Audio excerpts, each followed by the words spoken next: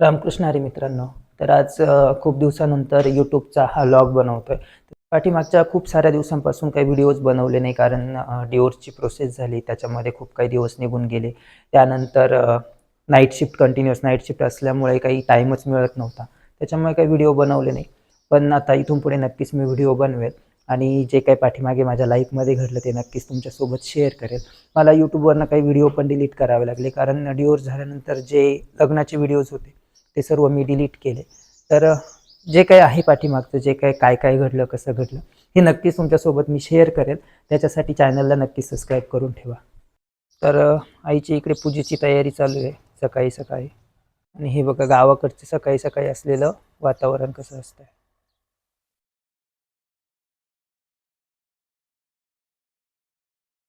तर मी तुम्हाला माझे काही वॉटर लिली आणि कमळाचे काही प्लांट इथे दाखवतो. मी शॉर्टमध्ये नेहमी टाकत असतो.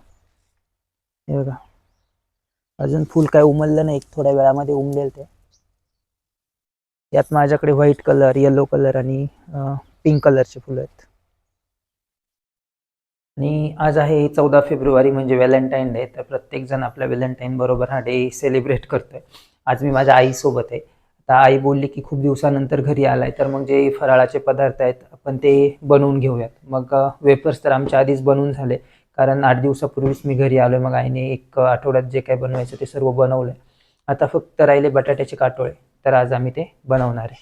आमचा व्हॅलेंटाईन डे जो आहे तो बटाट्याच्या काटोळ्यांसोबत आहे. तर हा व्हिडिओ शेवटपर्यंत नक्की बघा. आता आवरून झालं तर म्हटलं चला देवदर्शन करून घेऊ.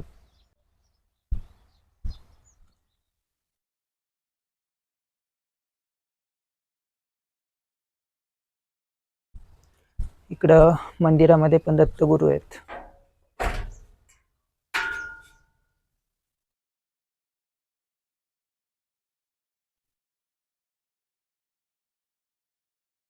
आणि इकडे पाठीमागे आहेत आपले गणपती बाप्पा.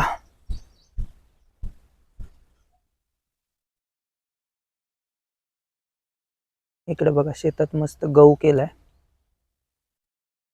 आणि इकडच्या साईडला मका आहे. गावाकडचे सकाळी सकाळी असलेलं वातावरण ना शहरात कधी पाहायलाच भेटत नाही. त्यातल्या त्यात पाठीमागे 1.5 वर्ष मला नाईट शिफ्ट असल्यामुळे हा जो व्ह्यू असतो हा पाहायलाच मिळत नव्हता. कारण सकाळी 5-6ला झोपायचं आणि दिवसभर झोपलेलंच राहायचं. मग सूर्यनारायणाचे दर्शनच होत नव्हतं. बट आता डे शिफ्ट सुरू झाल्यामुळे एकदम भारी मस्त वाटतं, फ्रेश फ्रेश सकाळी सकाळी. सकाळी सकाळी ना इथे अंगणामध्ये खूप सारे चिमण्या येतात. तर म्हटलं आता त्यांना थोडे दाणे टाकावं खायला. इथून थोडे तांदूळ घेतो, त्यांना तांदूळ देतो. आता खरं तर हे आईचं काम असतं, रोज आई त्यांना दाणे टाकत असते खायला. पण म्हटलं चला आज मी आलोय तर मी करून बघतो हे सगळं. आता तर चिमण्या इथे दिसत नाही, पण एक थोड्या वेळात येतील.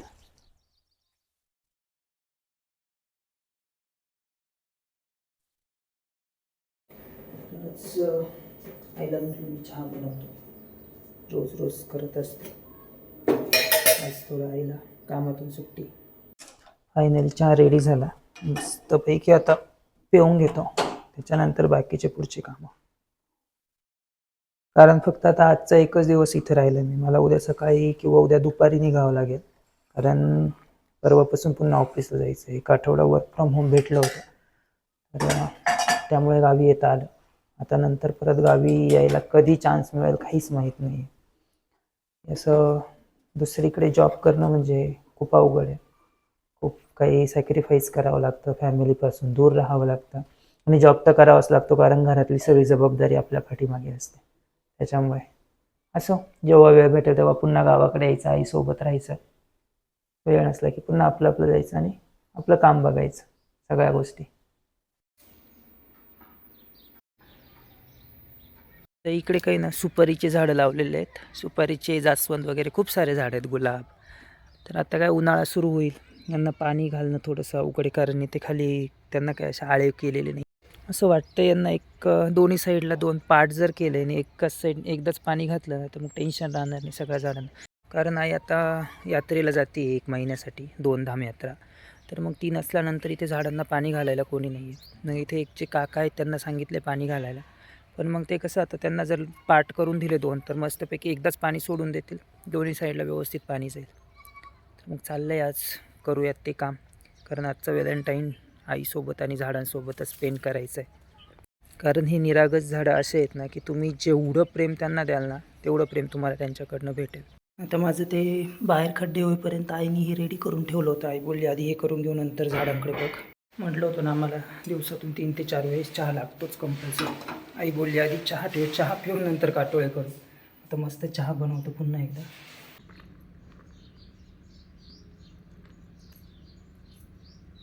फायनली आमचे काटोळे करून झालेले आहेत. इकडचे केले मी आणि इकडचे केले आईने.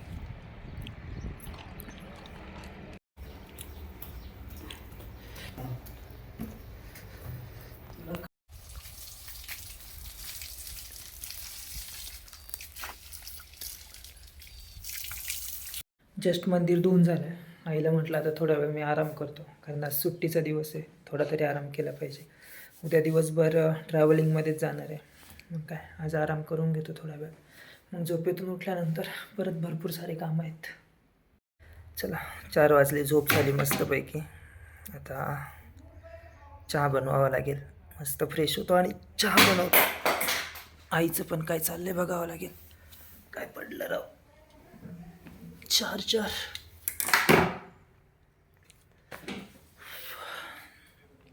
हे बघा एका साईडच्या याला झालं आहे प्रॉपर पाट केलं आहे.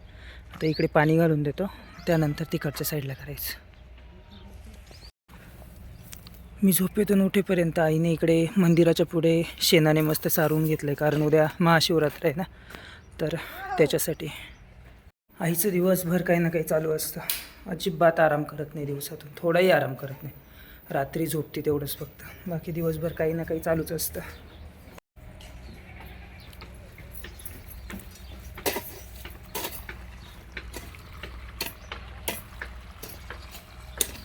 हे बघा फायनली एकदम मस्त असे पाट करून झाले. जे साईडला झाडं होते त्यांना मस्तपैकी अशा आळे केले आणि आता सगळ्या झाडांना पाणी घालायचं आहे. आज मम्मीला स्वयंपाकात सुट्टी द्यायची आहे. मम्मीला म्हटलं आज मी खायला काहीतरी चांगलं बनवतो, कारण व्हॅलेंटाईन डे म्हटलं चला काहीतरी स्पेशल बनवूयात खायला. आणि मला जास्त काही बनवता येत नाही, जे काही येतं ते बनवून मम्मी आणि मी मस्तपैकी जेवण करू आज रात्री. तर आज आम्हाला बनवायची मस्तपैकी डाळ आणि त्याच्याबरोबर खायला मैद्याच्या पुऱ्या. तर डाळीत घालायला पालक न्यायला आलो शेतामध्ये. शेत जास्त लांब नाही, घराच्या पाठीमागच. ठिकठिकाणी पालक लावलेला आहे थोडा थोडा. शेताला पाणी भरलंय.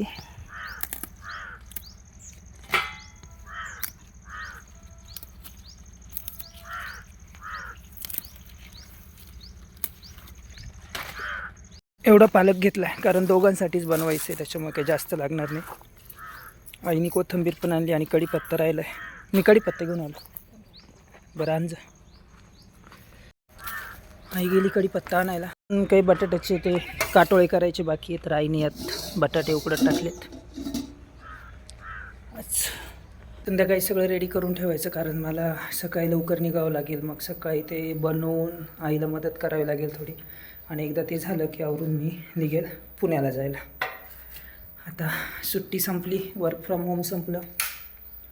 बघूयात नंतर पुन्हा कधी वर्क फ्रॉम होम भेटेल तेव्हा घरी यावं लागेल. तसं नेक्स्ट सॅटर्डे संडे परत यायचं आहे, कारण आई नेक्स्ट संडेला जाणार आहे. मग तिला बसून द्यायला यावं लागेल. दीदीन ते सगळेच येणार आहे, मग त्यांच्यासोबत यावं लागेल एक दिवस. ओके, आता एक 5-6 शिट्ट्या काढून घेतल्या की डाळ एकदम मस्तपैकी शिजेल. तोपर्यंत मोबाईल बघतो. आता मस्त आरामशीर मोबाईल पाहत बसलो होतो. आईचा लगेच आवाज आला की देवापुढे रांगोळी काढायची आहे, कारण उद्या सकाळी टाईम भेटणार नाही. उठल्यानंतर काटोळे करायचे, त्यानंतर देवपूजा करायची आणि मग मला 11-12च्या आसपास निघावंही लागेल. मग म्हटलं चला आता रांगोळी काढून घेऊ मस्तपैकी. एकतर कोणी आलं ना तर पहिला त्यांचा हा क्वेश्चन आहे की तू एवढा दिवस सुट्ट्या कशा काय भेटल्या, तू एवढा दिवस आला कसा. म्हणजे जास्त दिवस आलो तरी लोकांना प्रॉब्लेम, नाही आलो तरी लोकांना प्रॉब्लेम. काय करावं.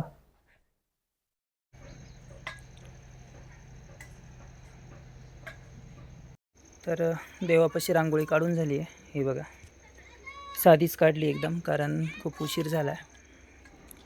इथे थोडी काढली आणि इकडे आपले महादेवांपाशी थोडी काढली. इकडे बघा, कारण इथे सकाळी पूजा करायला सर्व येतात ना, तर बसायला जागा बी पाहिजे, त्याच्यामुळे मग थोडी थोडीच काढली.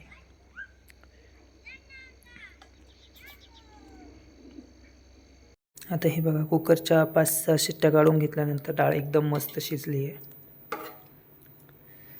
इकडे पीठ तयार करून ठेवलं आहे. आता पुऱ्या करायला मम्मीची मदत घेईल मी, तोपर्यंत डाळ करून ठेवतो.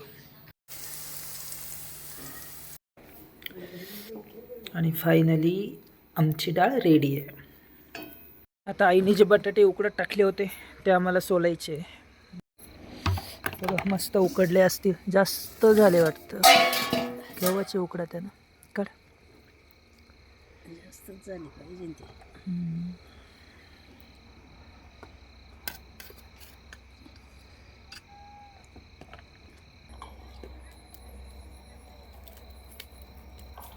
तर फायनली आमच्या पुऱ्या पण रेडी आहे आणि डाळ पण गरम करायला ठेवली. तर मस्तपैकी पोटभर जेवण झालं आणि बसलो होतो इंस्टाग्राम बघत. तर त्यात एकाचा मेसेज होता की दादा तुमच्याशी थोडं बोलायचं आहे, नंबर मिळेल का? मी तुमच्या सगळ्या रील्स बघतो, त्यातल्या त्यात ती डिवोर्सची जी रील्स आहे ती खूपच आवडली. म्हटलं ठीक आहे, नंबर दिला आणि मग त्याचा कॉल आला.